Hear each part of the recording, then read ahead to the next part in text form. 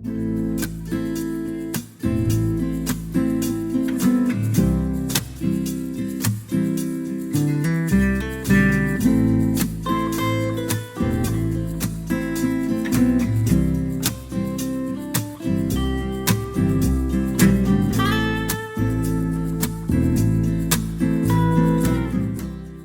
back to Sidewalk, Skyline podcast. Today, I have somebody that I've known for a lot of years, Ted Leck. After 33 years of pastoral ministry, Ted has begun a new adventure. He's got an organization that he started called the Chaplains Platoon. Ted, it's always great to be with you. So welcome to the podcast today.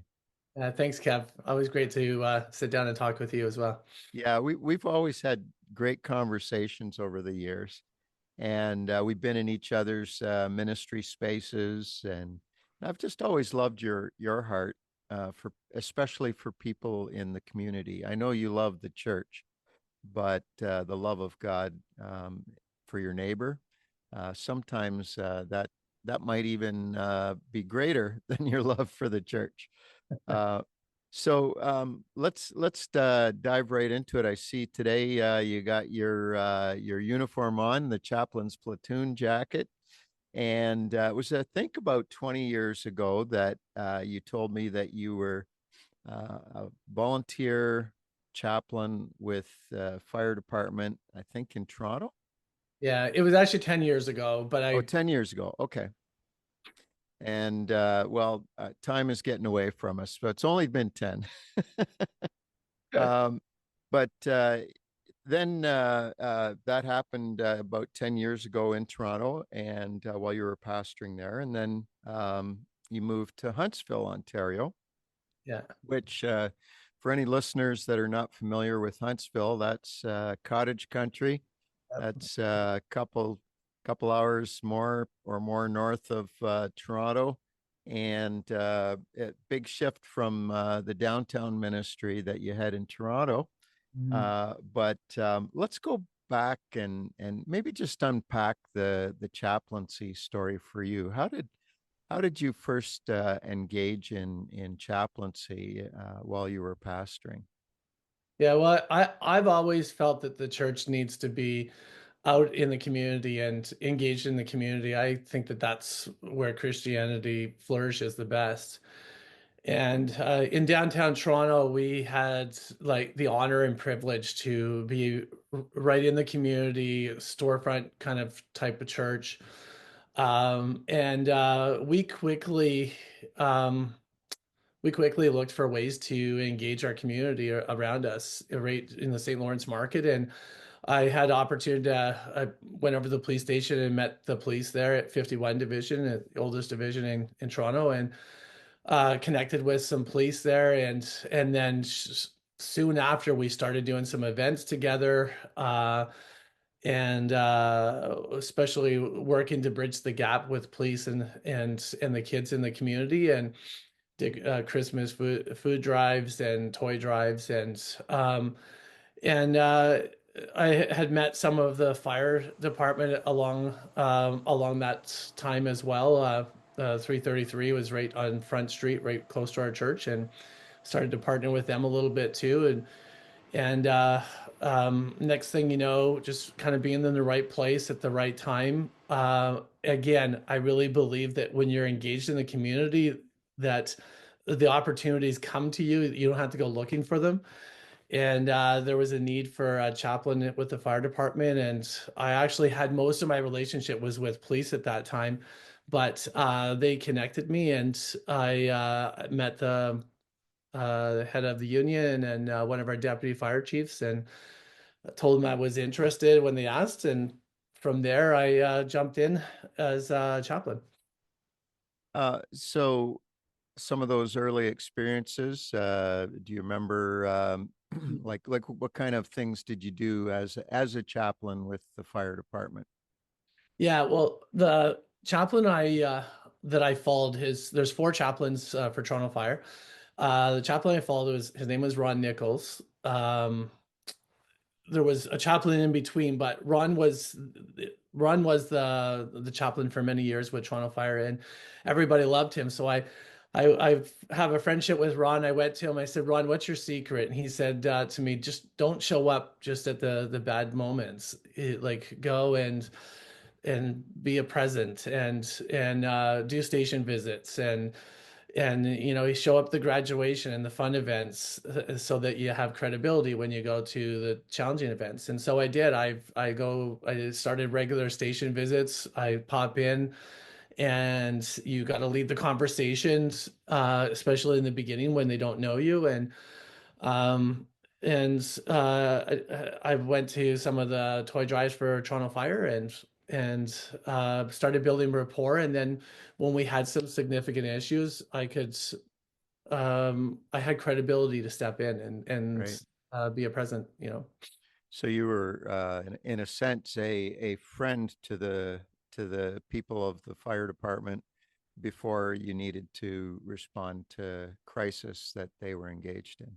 For sure, for Yeah, sure. yeah, Yeah, yeah, and I think that that's really a key thing about that, just having that relational piece that you know, again, if I like parallel my life to follow the example of Christ, like he was engaged in the community, he was in the community, like it's almost like he walked into opportunity and walked into needs. And I feel the same way, just showing up to stations. Remember one particular station, I visited them probably 10 or 11 times, had a great rapport with the crew there. And then there was someone who was unsuccessful in a suicide attempt, and it was a pretty nasty scene. And so I was called into that station, so I went back, and they were just like an open book with me. And then when we brought in some other professional help after me, I watched how they were closed, a closed book. And so next shift, I said to them, I said, guys, I just have to know, like, what happened there? You guys were open book, and then you went to like a vault. They said, well, chaplain's easy. Like, we know you and we trust you. We don't hardly know that person, so we don't trust them. And I was like, oh, okay. Every time I go for a visit and I feel like, you know, we're talking about the Leafs, or we're talking about the weather, or we're talking about, you know, uh, traffic jam in Toronto. Every time I do that, it's just giving me a few more chips in the game to in that relational piece. right, right. So, um, then about almost 5 years ago, you moved to Huntsville from Toronto, Mhm. and what happened to your Toronto chaplaincy at that point? Well, I sat down with my fire chief, and I, we just explored if I should stay on or not. And up to that point, I'd always usually every Thursday or Friday, I would take an afternoon and I'd visit three or four stations. And so and I did that weekly. Um, and then obviously on major incidents or a critical incident, I would get deployed and go out and visit as well. But so I explored it with my chief, and he had some really great encouragement for me and not wanting to lose me. And so we said, well, let me try it for a year, and I'll come down once a month. I'll take a whole day. I'll just visit all my stations, and I would say I'm usually down two or three times a month. Um, and that seemed to work out after the first year. I'm like, I think I can do this and continue doing this. And so I stayed on with Toronto Fire and uh, obviously do some remote work individually as well. And yeah, and then when I moved up here, I recognized that I walked into a fire station here, our fire department, and they had an older chaplain who was off sick at that time. So I stepped in and started as chaplain with Huntsville Lake of Bays. And that older chaplain came back, and so now we're a little bit like Batman and Robin. And and so we support together. We're very different, but we support together. And yeah, and that's kind of how it unfolded for me. Were you Batman or Robin? Well, he's got like 28 years, so I would say he's Batman, and I'm Robin. Yeah. Yeah. So you kept your foot in the door with Toronto Fire. You entered a new door in Huntsville, Yeah. And so this piece of your life called chaplaincy was kind of eating up the real estate, eating up your time, wasn't it? Yeah, and I should say I'm also chaplain with Billy Bishop Fire Department Okay. at the airport. So I've been with them for about 7 or 8 years. Wow. So Yeah. I support them as well. Yeah. Yeah. So at some point you came to say, you know what? I think maybe I need to step back from pastoring and give myself fully to this. Talk a bit about that part of the journey and the formation of the Chaplain's Platoon, what it is, and why you think it needs to be. Yeah. So in Toronto, we have quite a few supports for first responder for our fire department and well for all first responders and but I'll just speak specifically from the fire department side. We have psychologists on staff now with Toronto Fire and a great active peer support team, which I'm a part of as well, and I'm also part of the chaplains team. Lots of great supports within the GTA. I noticed that when I moved up here, that it significantly drops once you get outside of the major municipalities. And the support system is significantly less. In fact, some places would have like no support system. I started to realize once I moved up here, I saw, we had a fire north of us here in Strong County, and there was unfortunately some fatalities in that fire. And I reached out to support there. Then we had a significant accident in another place in Muskoka region, and I reached out to that fire department, and they didn't have a chaplain, and Strong County didn't have a chaplain, and Sudbury's my hometown. I've supported Sudbury on a number of issues after incidents, and I started to realize that as soon as you go again north of the GTA, and north of any large municipalities, most places don't have a lot of support, and it's almost non-existent to find a chaplain. So I told my wife at one point, I said, Donna, I could be a chaplain for 12 fire departments right now, and I'm still leading the church full time, and I really give my 100% to the church as well. And so started working a few more hours to do both and supporting all these smaller. And I said, I really need to reproduce myself. And that's where sort of the vision for the Chaplain's Platoon unfolded about a little over a year ago. So the Chaplain's Platoon, give me the elevator pitch here. Yeah. Well, at the end of the day, our motto is just that every first responder in Ontario would have access to a chaplain. And we say all first responders, which means fire, police, OPP, dispatch, EMS. That's our 5-year goal. In the first year, we're focusing mainly on fire because that's where a lot of my relationship is.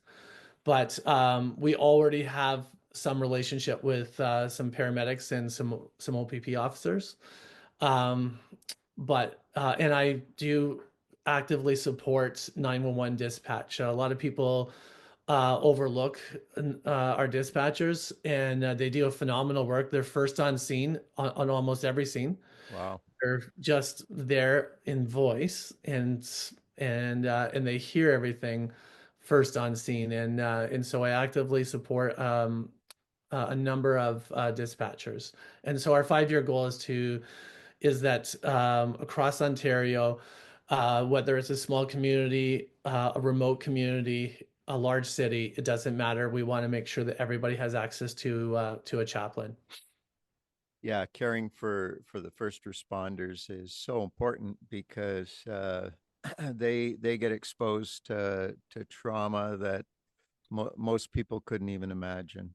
Yeah, and Kev, I would say, um, you know, I was there at Young Street. That was, we're right at the anniversary again for that the Young Street attack. I was there on scene with our firefighters and supporting and that was obviously a brutal scene. And I was there at Mhm. um, the Danforth shooting shortly after, and supporting as well. And those are significant events.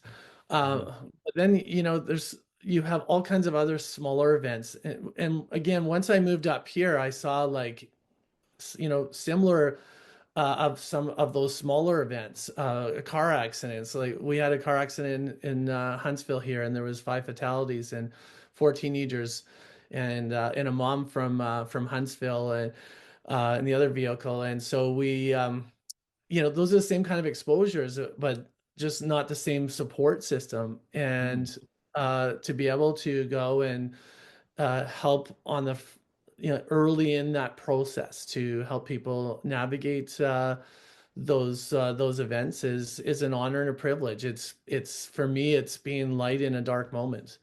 The light of Jesus, obviously, in a light moment. So Yeah. I was looking on your website, chaplainsplatoon.ca. I'll put that in the show notes for people that go to the website, sidewalkskylinepodcast.com, and check out the episode. You'll find uh, Ted's website there. But one of the surprises for me was finding out that Beth Beerworth is working with you in Chaplain's Platoon. During COVID, when we had our general conference out in Winnipeg, I brought uh, there was four of us from Windsor that drove through Northern Ontario. We did the long drive to Winnipeg from Windsor and broke up our time by stopping in communities. We had prearranged to do some ministry and a bit of concert stuff and just spend time encouraging some of the churches in the north. And at that time, Beth and her husband, who he's an OPP officer, Mhm. they were at that at the church in Manitowaj.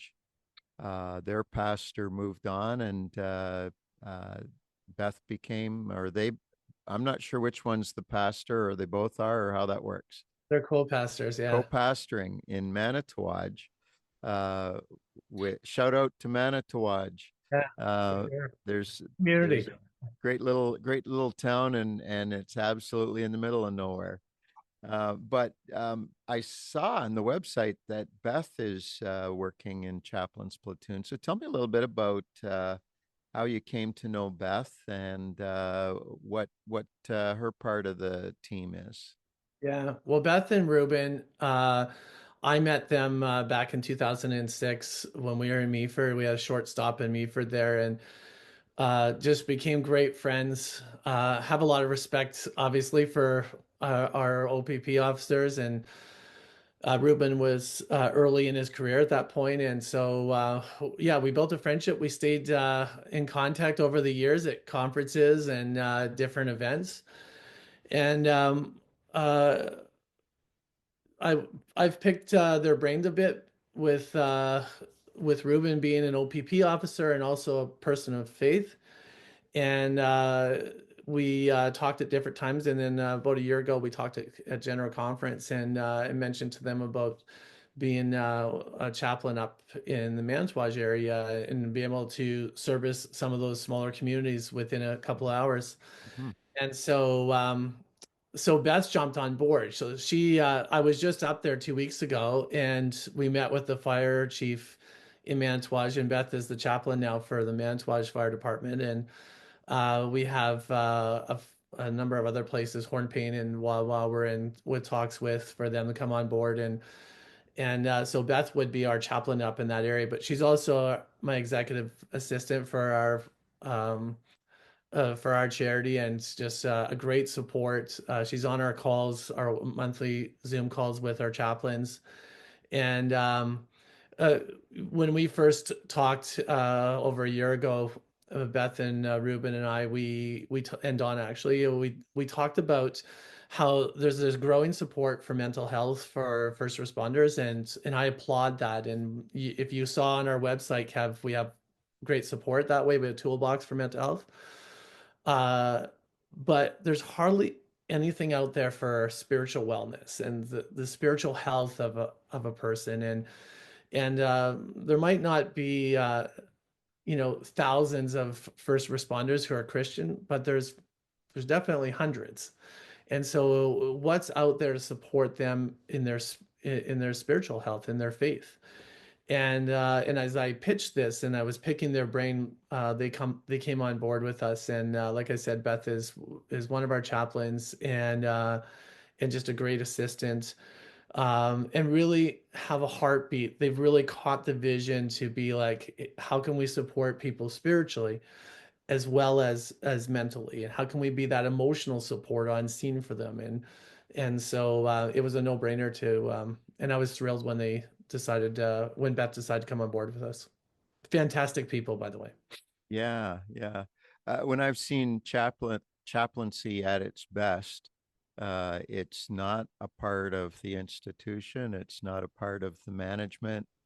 It's not a part of the union. It is alongside, and it's almost like this place that an employee can, or a person in care, or whatever the setting for chaplaincy, where they're able to go, um, in a sense, leave the institution, even though they're still a part of it, right? And be able to talk about things that they might not want to share openly, um, in other settings, just because they might feel like it puts my job at risk.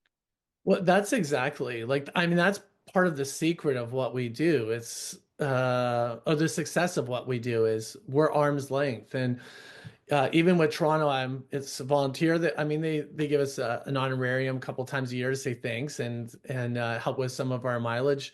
But it's a volunteer based, and our charity is set up to be volunteer based, so that we want people to know we're not making a profit from this. And that whole idea we often share with them, like, I don't work for the brass, I don't work for the union. We're just but we're close enough to understand how it works. Yeah.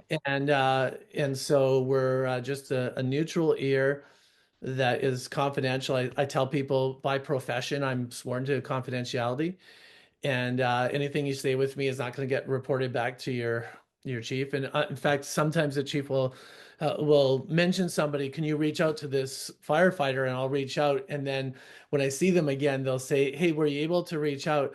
And I never say if I've gotten contact with them or what we talked about. I always wait for that firefighter if they want to report back.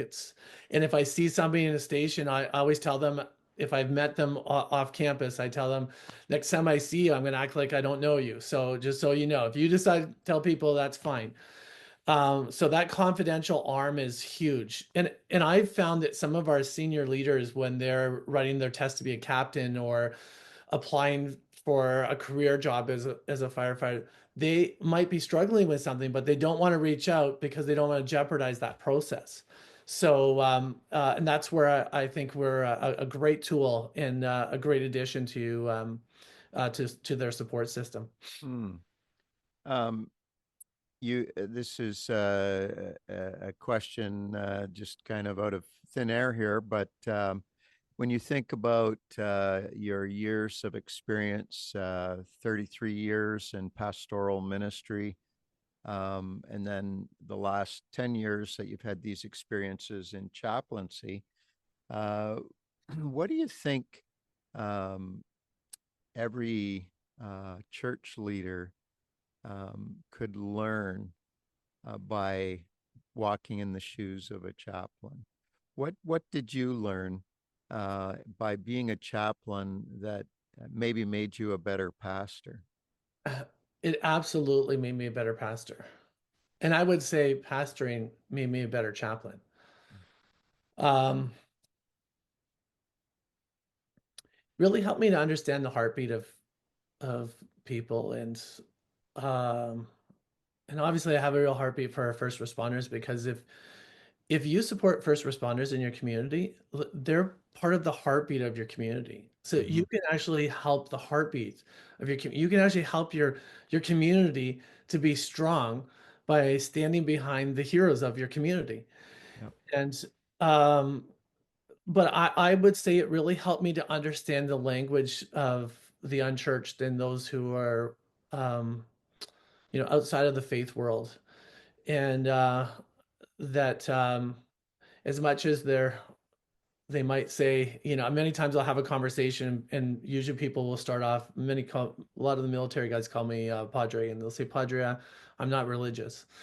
And then for the next hour, I feel like there's something out there trying to get my attention. I feel like maybe there is a God and he's trying to speak to me. And I often say at the end of those conversations, I'm like, for a guy who's not religious, like you sure talk a lot about God, right? And I've just seen that along the way, and I mean, people are people wherever, and so to be uh be a chaplain and to hear the language of people and to hear their stories and to be able to be a non-intimidating light is like it changes you and it helps you to make better bridges and definitely help my preaching to be able to speak and to speak about, well, I feel like this is probably what people would say outside of the church building, right? Hmm. And Hmm. so definitely made me a better pastor. Uh, so part of the role in spiritual and religious care is being alongside people in crisis, being alongside them, as you mentioned, on that friend of the force. Uh, being a just an approachable, loving person to them.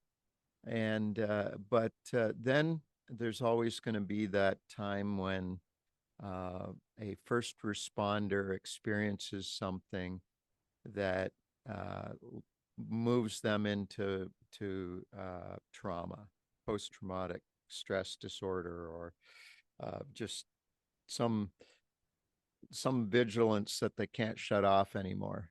There's a lot of things that happen to people, and so um, I mean, you're not a psychologist, but you are a pastor and a chaplain. And so, what are some of the experiences that, and you can't name names, obviously, but just talk a little bit about some of the effects of trauma that you've seen in people, and how you've been able to perhaps be part of their journey back to a better place or a new place. Yeah. Um, yeah, the impact is very it's varied and it really depends on where someone's at in their own life and by the way, Kev, any story I would share, I have the permission of people to share it. So I Cool. remember one firefighter who was a person that everybody goes to when they were going through things and or they experienced something on scene. Um, and um, and this person's been in a strong place and a healthy place for many years and just a great resource to all his coworkers. And then something unfolded for him, a situation and a tough scene and happened right in front of his eyes, and it happened to be someone that he knows, and this firefighter, it was very impactful to them. And I remember we were just having a conversation together, and he was telling me the story, and at one point he goes, Chaplain, I never thought it would be me. I could see it being some other people, but I never thought it'd be me. And just throwing the question back to him that we explored together is, well, why couldn't it be you? You can be in a healthy place and you could be able to process things for years, and then you might have a niece that passes away from cancer, and a month later you're at a scene and you see a girl the same age as your niece and you're walking through grief, and it doesn't mean you're weak. It just means that you're grieving, and so you're a little more susceptible to be impacted. And so we recognize those and we try to normalize, that when there's a post-traumatic stress injury, it doesn't have to become a post-traumatic stress disorder. That acknowledging that, yeah, this hurts. This is, this was impactful to me. And acknowledging that. And so we really try to like normalize that and walk people through it. And sometimes just reframing something to be like, yeah, again, why can't it be me? Well, because it, there's some things that happen in this world, and especially in the world of first responders, that is not natural to see and is not natural to experience. And then if you add into that the challenges of home and the weight of your job and the weight of paying bills and things that's happening in just in our society, and you don't have to be 100% on 100% of the time. You don't have to be perfect. Even in baseball, right? If you're hitting every third hit, you're a great hitter. And so we try to normalize that, so that it cuts down on what they call the pancake effect of like those things adding up over time. If we can Yeah. help them process and move on so that that pile doesn't continue to grow. Do you know Corey Costera? He's eh, pastoring in Bradford, Ontario. He was an OPP highway accident supervisor.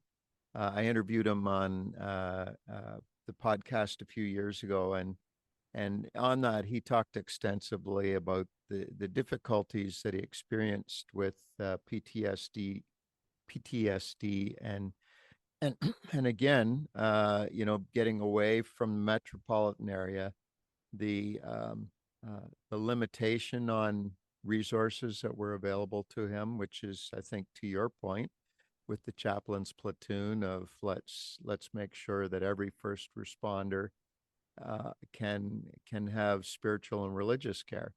Yeah. Yeah. Anyways, I'll put a link to Corey's interview in the show notes as well. He's somebody that do you know him? I don't, and I'll definitely reach out to him and Okay. love to hear Yeah. his story. Make it Yeah. Yeah. yeah. Yeah. He's shared his experiences with groups about what he went through with PTSD, and And Kev, it- I would say along the way, like his story is, I wish it was like an anomaly, but it's not. Like I hear that story often, even with all the supports that are out there. yeah.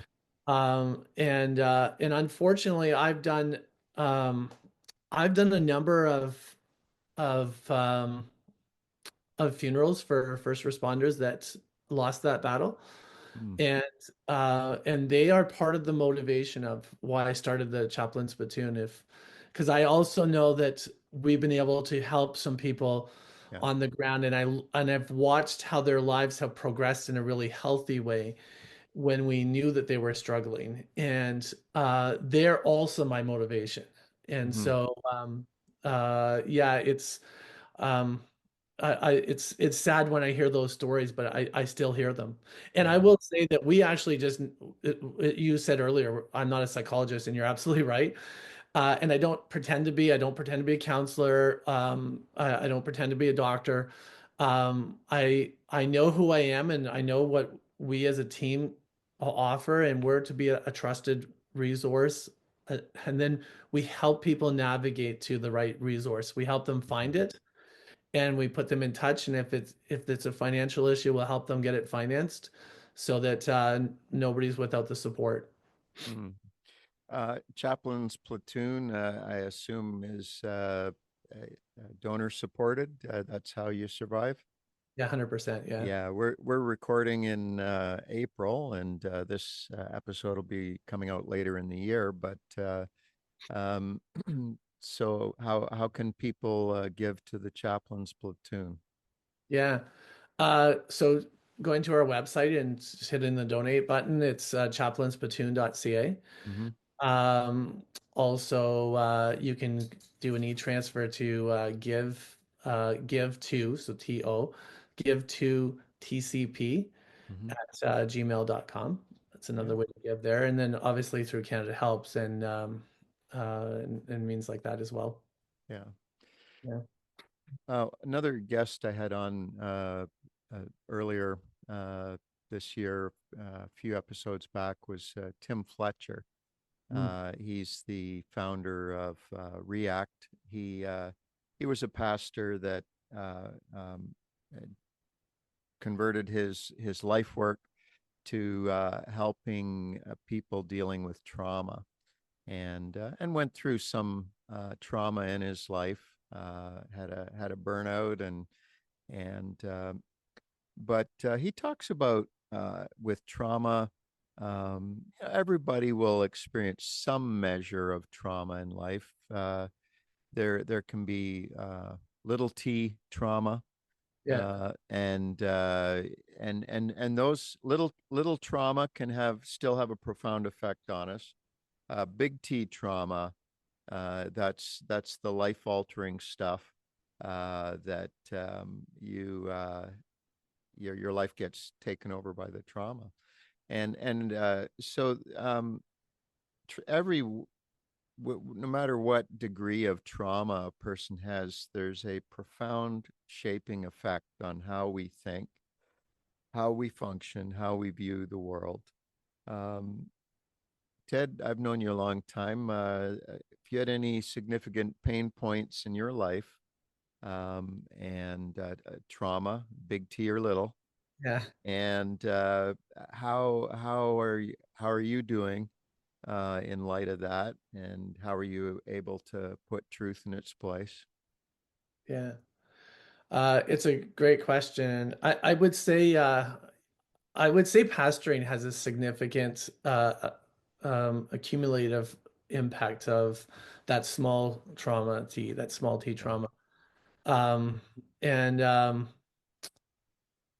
and I've definitely had some experiences in as a pastor that have been the large T stuff for me, and and even growing up in some brokenness in our own home, it was definitely some large T, but has really helped develop who I am today. And a particular event that happened in ministry, one of my hardest. I've had a number of people obviously die, and I, over the years as pastor, and I've dealt with those things and sudden deaths and accidents. Um, I've had I've had a few through where they were kids and through drownings and car accidents, and those were definitely tough ones.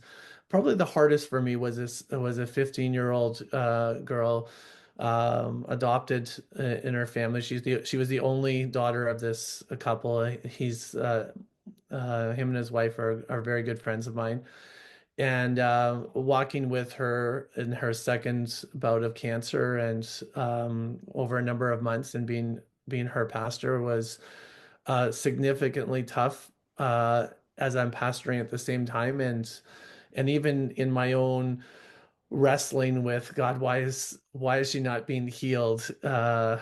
And that time we also had a lawsuit come through our church, and those two things together were pretty significant. And I and after that event, and then supporting mom and dad after I did the funeral for this young girl, and had the talk with her days before she died and before surgeries, and it was definitely probably my hardest thing in ministry.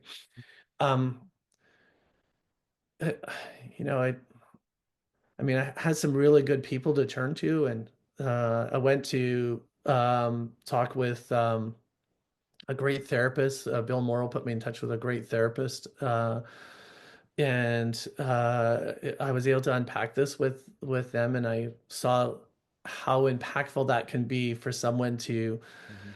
acknowledge that just the normalcy of having that impact you and having it question you, keep you up at night, and all those things.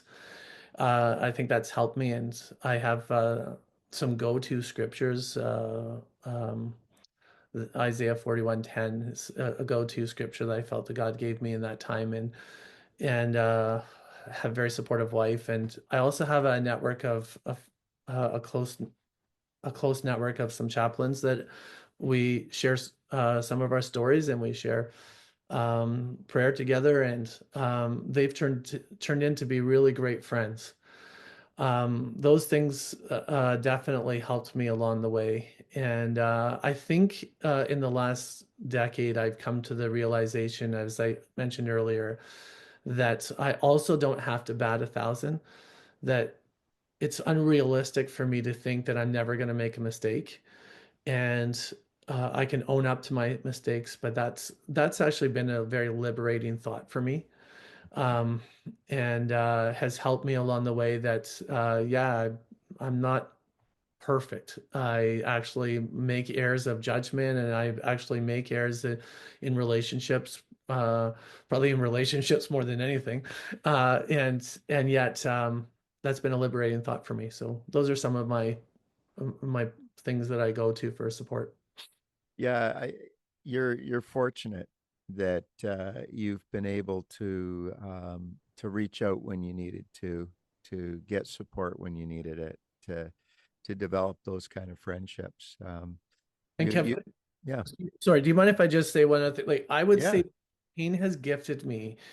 And I really mean that. It's like when I look back at those things, they don't sting. When I look back at the years of ministry and some of like maybe some tough moments, nothing stings me. Like those experiences, the good, bad, and the ugly, that pain has gifted me with being relatable to people and understanding people. It's helped me understand the load of chief officers. It's helped me understand pain and to be able to empathize with people and feel their pain with them. Mm, And it's made me a better person. It's made me a better leader, a better chaplain, and a better and I would say a better pastor. yeah. One of the things I've always admired about you for a long time, Ted, is well, one of my favorite memories. A few years ago, when I was new with Mission Canada, uh, I led a mission team of students from a Bible college in the States that were in Toronto for a week or 10 days, and part of the time we came to church in the city. You were pastoring, and uh, I that space, like it's right on street level. It's got windows all the way down. So talk about no, a church without privacy. Yeah.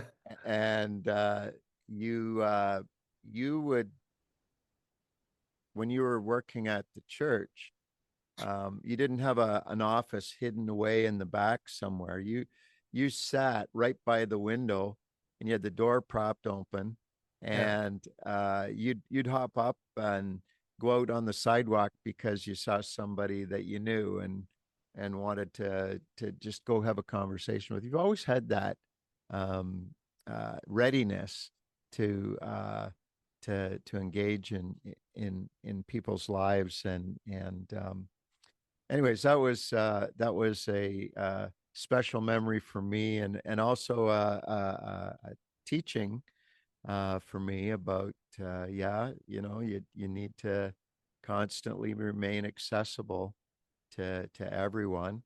There are times when you have to sequester away to get some work done or to study and do those Sure. kinds of things, but that you're so good at that. And talk to me now. You've pastored in cities, you've pastored in little towns like Meaford, in more uh, wilderness places like Huntsville with fishing and hunting and cottages and all that kind of thing. You've lived in every kind of community. What were some of the things that you discovered when you were pastoring in the inner city? Well, I loved it there. I loved the people. I was known as the waving pastor there. I discovered things like that people adopt your church before they actually come to your church. And so, one of the great compliments in our neighborhood was people saying, well, that's my church and that's my pastor. And they've never actually been to our church yet. And yeah, the people were fantastic there, and just, learning from other people from different cultures and what they brought to the table. And we had a number of refugees that started coming in. The word got out that we were a safe place in Canada to go to. And, and I was just honored when I heard that kind of stuff. And I think one of the things I learned there was the inner city never turns off. It's always on. I'm not sure. I'm, sometimes I wonder if you can be effective and stay in the inner city forever. Mm, As if you have to turn it off, because there's needs in every direction. Always, and they're always immediate needs and that kind of thing. But mhm, I also discovered when I was there that I discovered something about myself as a pastor, that because I always felt I was upset with myself that, like, why is it some people can go to a church and be there for 20 years, 25 years, and here, my average is like 5, 6 years. And church in the city, we're there for about 8 years. And for many of those years I was an associate, and so I was in a supporting role. But I discovered that I'm a builder, and I'm a someone who can go in and revitalize a church. And I started looking backwards, as Max Lucado says in his book, The Cure for a Common Life. He says, look back and look at the high points. And so, when I look back, I realized that God took me to churches that were going in some kind of a crisis, or they had gone through a split. And for church in the city, it was getting close to closing their doors because of their financial situation. And to be able to go there and revitalize the church and be able to plant another couple of churches while we were there, and just was fantastic. And being I'm a huge believer, Kev, in you go to to Toronto, and in that community, the St. Lawrence community where we planted it, where we had church in the city, you could be the St. Lawrence community pastor. I think sometimes people miss the opportunity in smaller communities like Huntsville and Meaford, and uh, where you could be the town pastor if you go, or the city pastor. If you go and serve and you're involved in that community, you can become the town pastor. And I think in the St. Lawrence market, we became, I became, and our church became the church of that community, and I became the pastor of the St. Lawrence market. And it was fun.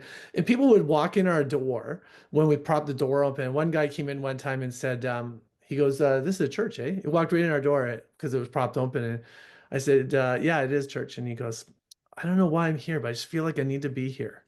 And it was like, that was just not one off. I would just get that all the time. And being able to engage people on the sidewalk in their own space is people let their guard down, and mm, so had some great conversations there. Yeah, a lot of. yeah.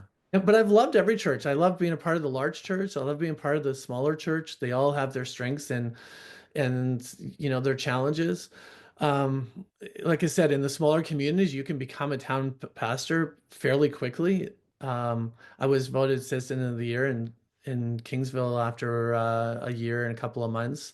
Wow. Um, we were a go-to in Meaford, and it was only there 11 months. For about 6 or 7 months in, we started the community started calling us. Now in Huntsville, we have our town council reaching out to us, and I'm really thankful for those things. Those are the things that I think are some of my greatest accomplishments. How God used me.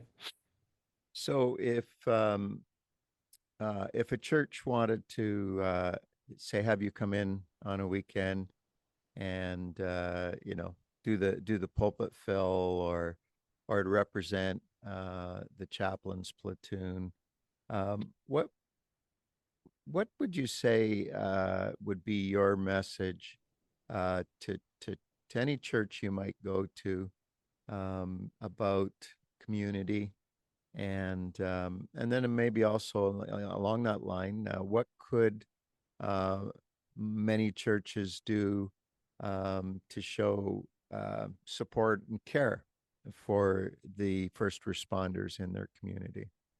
Yeah.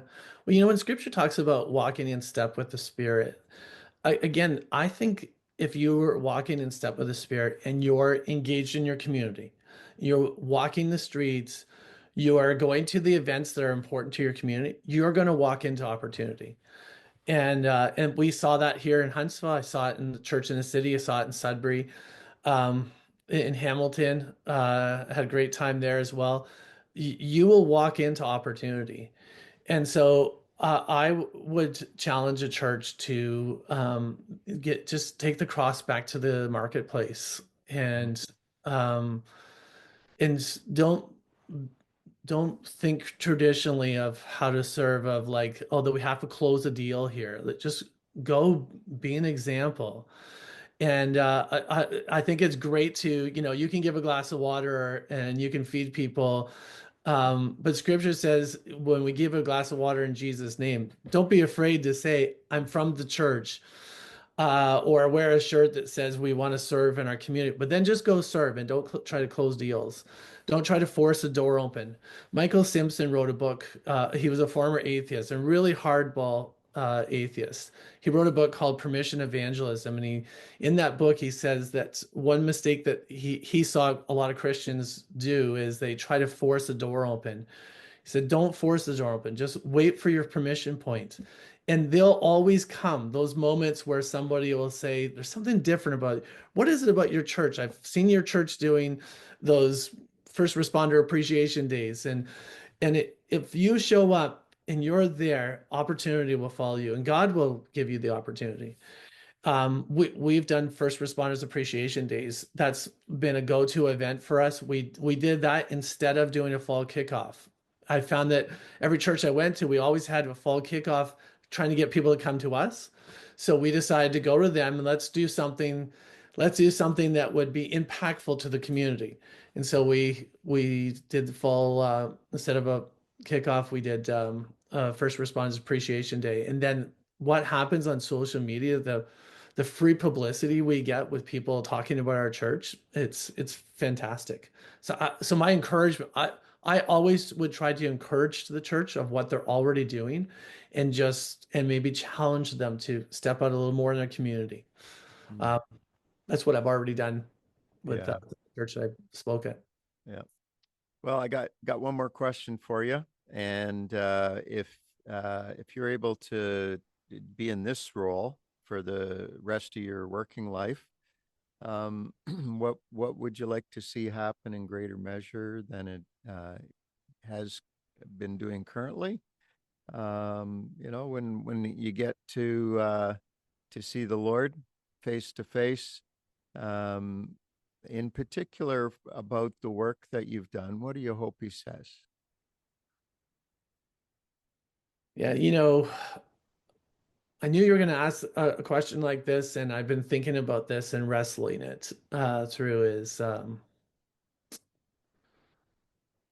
I think at the end of the road, if I were to just continue this right till the day I die, which I see myself pastoring slash being a chaplain. Someone said, "What's it like not being a pastor anymore?" And I said, "I don't know. I've just changed the title from pastor to chaplain." Um, Same guy, same heart. yeah, you got Yeah. it. So, yeah, I think at the end of the road, I would like to see where first responders would see faith as a healthy opportunity to deal with the impactful events that they go through.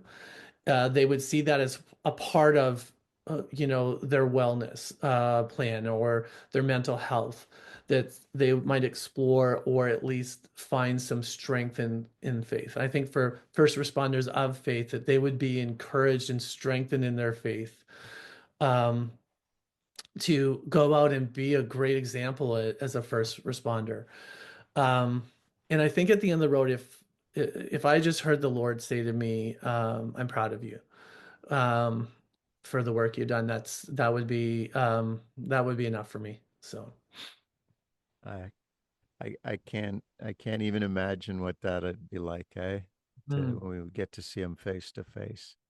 And to be to the thought that God would actually appreciate us, like we're so needy, we're so mortal, Yeah, and we need him so much, but for him to appreciate us, that's mind blowing.